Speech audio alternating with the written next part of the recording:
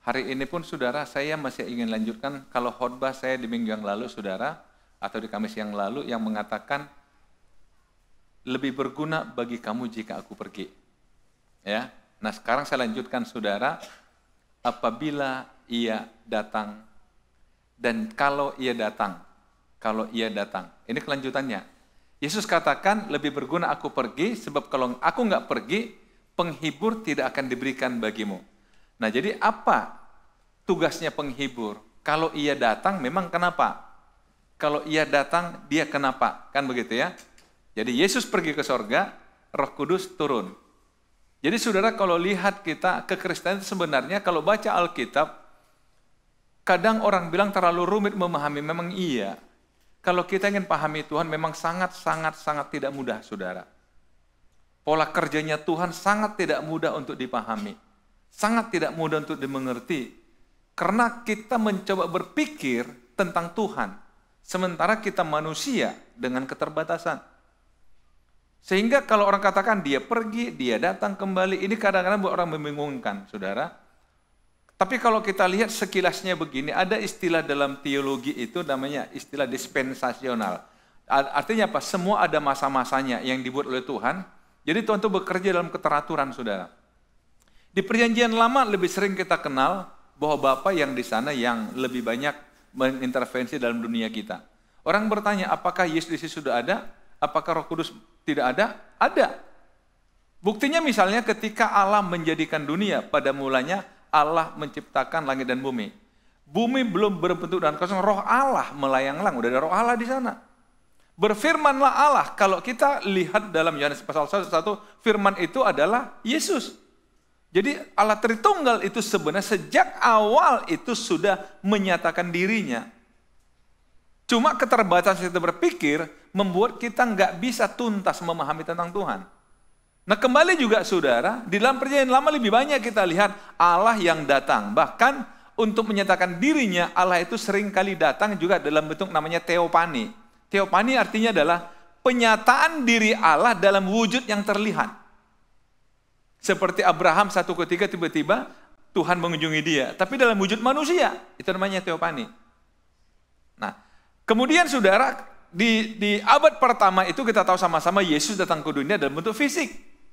Mengambil tubuh manusia yang sempurna. Artinya apa? Sebagaimana tubuh kita, ya seperti itu tubuhnya dia. Masih ingat di Kamis yang lalu, dia bukan tidak turut merasakan. Nah, berarti dia juga punya jiwa, punya tubuh yang punya kebutuhan. Dia merasakan yang kita rasakan. Tapi kemudian dikatakan, setelah itu aku akan pergi kepada Bapa dan aku mengirimkan Roh Kudus kepada kamu. Jadi zaman sekarang sebenarnya Roh Kudus sedang bekerja di antara orang-orang percaya. Bahkan yang luar biasa dikatakan, dia akan diam di dalam kamu selama-lamanya. Nah, saudara-saudara, mari kita kembali saudara. Dan kalau ia datang, jadi kalau Roh Kudus itu datang, apa dikerjakannya? Yohanes 16 ayat 8, dan kalau ia datang, ia akan menginsafkan dunia akan dosa, kebenaran, dan penghakiman. Menginsafkan dunia akan dosa, kebenaran, dan penghakiman. Terjemahan menginsafkan bisa juga diartikan dengan membuktikan. Bisa juga diartikan menyatakan, meyakinkan, menegur. Nah, apa yang diyakinkannya tentang dosa, tentang kebenaran, tentang penghakiman? Apa yang dinyatakannya dosa, kebenaran, penghakiman? Jadi membuat semua itu di-clear itu artinya. Menyampaikan sesuatu sehingga kita nggak punya alasan lagi berargumentasi. Itu Roh Kudus akan membuat semuanya serba terang bagi kita. Nah, kita mulai dengan menginsafkan manusia akan dosa.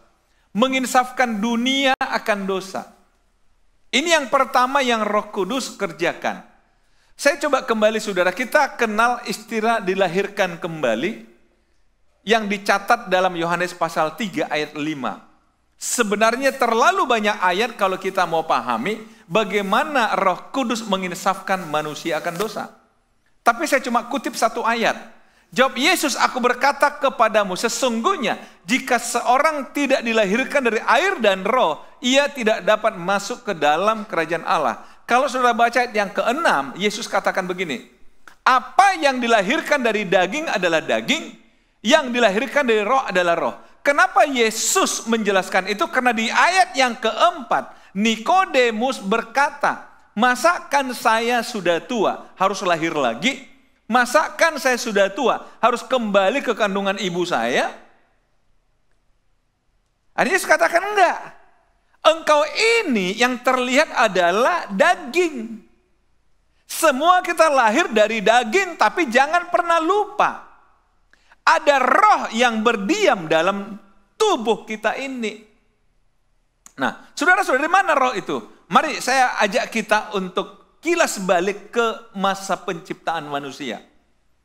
Mengingatkan aja saudara, Alkitab mengatakan Tuhan itu membentuk manusia dari tanah, betul? Tetapi walaupun sudah ada wujudnya, manusia itu belum hidup. Barulah setelah Tuhan menghembuskan nafasnya, nafas Tuhan, lewat lubang hidungnya, manusia menjadi makhluk yang hidup. Betul saudara? Dalam diri kita berarti ada roh, itu yang bersumber dari Tuhan. Karena itulah Alkitab juga mengatakan kematian terjadi ketika Tuhan mengambil roh kita. Karena itu miliknya dia. Yang sifatnya abadi. Karena dia langsung bersumber dari Tuhan, makanya dia sifatnya abadi, kekal. Kalau kita mati, yang mati ini daging ini. Yang dilahirkan dari daging ya akan mati satu ketika. Tapi roh itu bersifat abadi. Dalam roh inilah ada pikiran saudara. Makanya manusia itu begitu cerdasnya. Karena apa? Manusia diciptakan menurut rupa dan gambar Allah. Pikiran Allah ada dalam pikiran kita. Yang berdiam dalam roh kita saudara. Kalau saudara kecerdasan manusia sekarang akan terus meningkat kecerdasan manusia. Saya nggak tahu sekarang, saya nggak mengikuti dan saya tidak merasa punya kemampuan lagi mengikuti kemajuan IT sekarang. Apalagi AI dan sebagainya, ya sudahlah. Saya pernah katakan sekarang, oh gampang sekarang khotbah Pak, tinggal cari di AI, mau khotbah apa aja ada. Saya bahkan kadang pernah ada jemaat mengatakan sama saya begini, Pak, kalau Bapak khotbah kadang-kadang saya cek lalu di Google Pak. Saya bilang, untuk apa?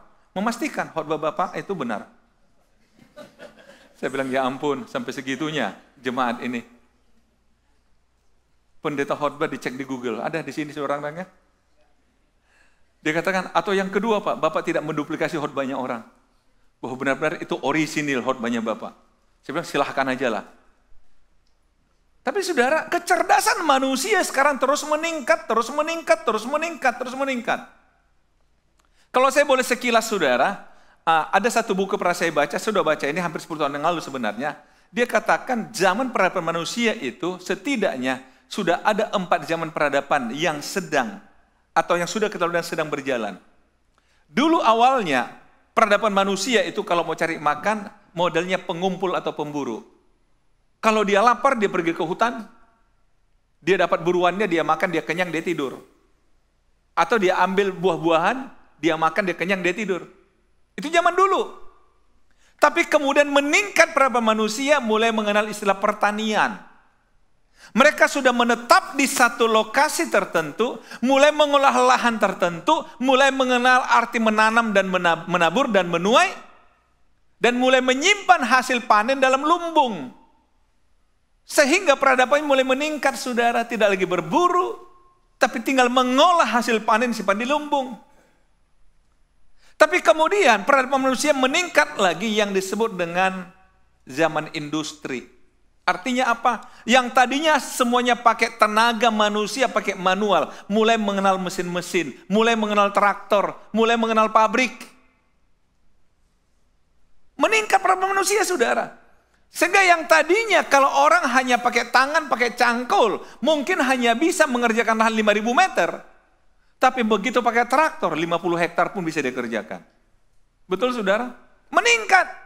Nah, peradaban yang keempat yang sedang berjalan sampai hari ini masuk dalam zaman informasi.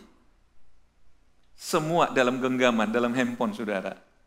Betul, semua itu udah pakai digital, digitalisasi semua, saudara. Nggak analog lagi, saudara. Coba lihat. Nah, dalam masa yang informasi inilah meningkat, saudara lihat kelipatannya luar biasa. Itu kecerdasan manusia. Kecerdasan manusia. Dan dalam buku itu katakan ada satu zaman lagi yang sedang kita tunggu. Yang dia sebut dengan zaman kebijaksanaan. Artinya apa? Dia nggak bisa prediksi, saudara. 10 tahun lagi dunia kita seperti apa? Saudara bisa prediksi? Saudara coba lihat. Nggak bisa prediksi. Tetapi itu semua karya manusia, kecerdasan manusia. Dari pikiran yang berdiam dalam roh yang diberikan oleh Tuhan. Tapi kembali saudara, walaupun dalam roh ada pikiran, tapi roh ini juga sekaligus dijadikan Tuhan sebagai media komunikasi antara Tuhan dengan manusia. Jadi kalau roh ini tidak dikendalikan oleh Tuhan, maka jadi liar. Pikiran manusia jadi liar. Nah karena itulah saudara, roh ini perlu dilahirkan kembali. Perlu dihidupkan kembali. Perlu dikendalikan oleh Tuhan. Nah, jadi saudara itu yang dikatakan oleh Yesus kepada Nikodemus di sini. Yang dilahirkan dalam daging. Jadi jika seorang tidak dilahirkan dari air dan roh, ia tidak dapat masuk ke dalam kerajaan Allah. Artinya apa? Sekalipun dalam roh tadi saya katakan kecerdasan pikiran kita luar biasa. Tapi kalau kita mati, kita tidak berhak dapat kerajaan Allah. Roh kita tidak berhak mendiami kerajaan Allah. Dan inilah misinya Yesus datang ke dunia. Memastikan ketika nanti kau mati, rohmu itu bisa berdiam dengan aku dalam kerajaan Allah. Jadi ini yang Tuhan ingin, makanya dia berikan Yesus bagi kita. Roh ini perlu lahirkan. Nah saudara, prosesnya bagaimana? Lihat. Dalam menginsapkan dunia akan dosa. Dan kemudian dikatakan bukan dosa, tapi juga menginsapkan dunia akan kebenaran. Saya coba lihat urutannya ya, dari dosa kebenaran, lihat. Saya kutip Yohanes 3:17. Sebab Allah mengutus anaknya ke dalam dunia bukan untuk menghakimi dunia, melainkan untuk menyelamatkannya oleh dia. Menginsapkan akan dosa tadi, sekarang saya lanjutkan dengan kebenaran. Artinya begini saudara. Kita diinsafkan akan dosa kita. Kita disadarkan akan dosa kita. Ambillah bahasa yang paling mudah saudara, karena kalau bicara dosa kita langsung ngeri gitu. Kesalahan lah. Kesalahan. Saya ambil satu contoh saudara. Pernah nggak saudara dengar khotbah? Tapi khotbah itu firman Tuhan sepertinya menegur saudara. Sepertinya menyinggung saudara. Sepertinya membuat kesalahan saudara seperti dibuka gitu. Saudara tahu itu peran Roh Kudus loh.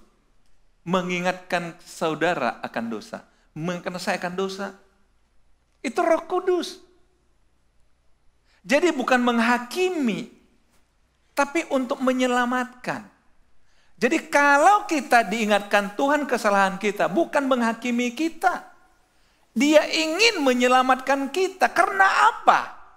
Karena kesalahan ini, dosa ini, kalau dilanjutkan, itu fatal bagi kita, beresiko bagi kita.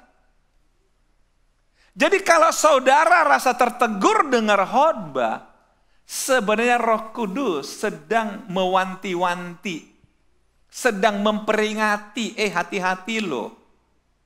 Kamu sedang berbuat sesuatu yang beresiko fatal bagi hidup kamu. Bukan penghakiman.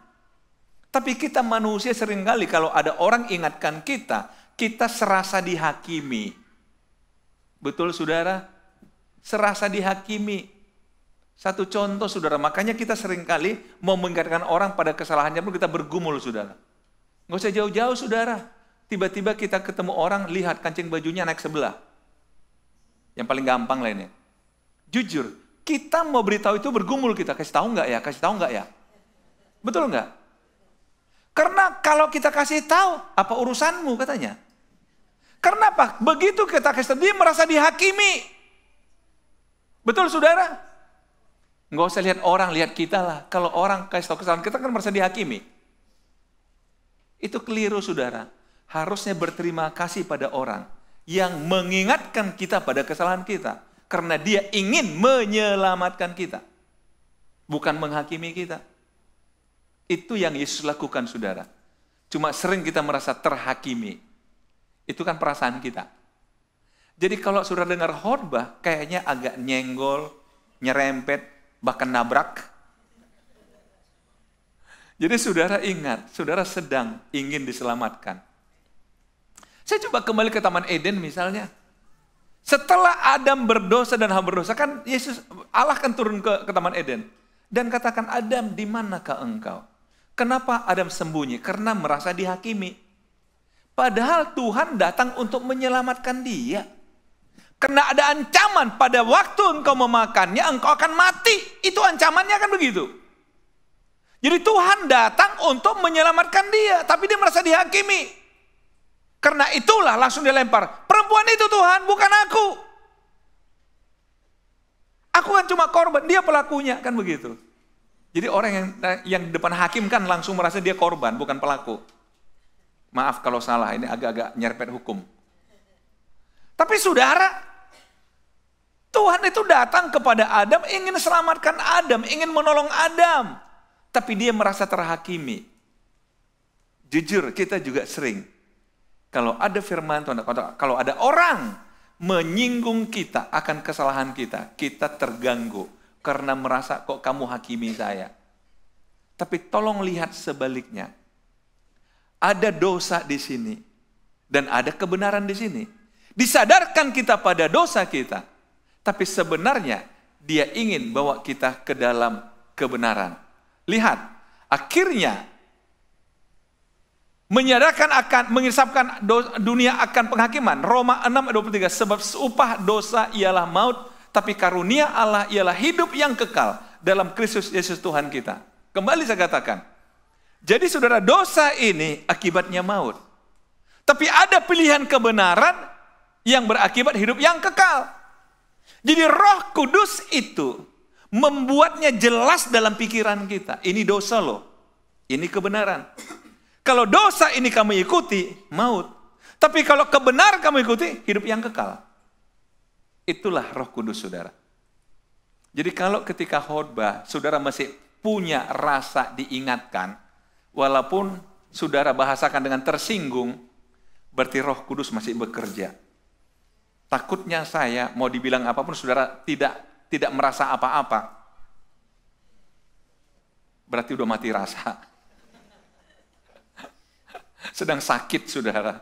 Tapi kalau masih ada terasa, aduh, katakan makasih Tuhan lah. Ya, jadi tolong saudara mulai hari ini, kalau khotbah agak nabrak dikit, karena makasih Tuhan, makasih. Walaupun berat Tuhan, makasih.